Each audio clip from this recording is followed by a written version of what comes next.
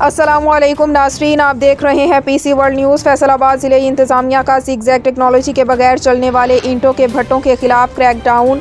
फैसलाबाद से मिर्ज़ा हारून की तफसीलात के मुताबिक डिप्टी कमिश्नर मोहम्मद अली मैदान में आ गए। चक 209 और 215 रेबे में भट्टों की इंस्पेक्शन और 2 भट्टों के मालिकान साबिक नासिम मोहम्मद रफ़ीक लूना चक नंबर 215 और हाजी इस्लाम के खिलाफ मुकदमात का इंदराज।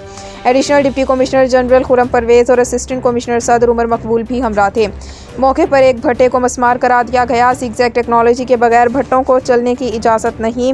Deputy commissioner Faisalabad Mohammad Ali. भट्टा जात का धुआं स्मोक का बड़ा मौजब है। ज़िला भर में असिस्टेंट कमिश्नर्स भट्टों की इंस्पेक्शन और टेक्नोलॉजी के बगैर चलने वाले भट्टों को सील और तामीरात को मस्मार करा रहे हैं। भट्टों की इंस्पेक्शन का अमल जारी रहेगा और खिलाफ वर्जी पर कानून के मुताबिक कार्रवाई होगी।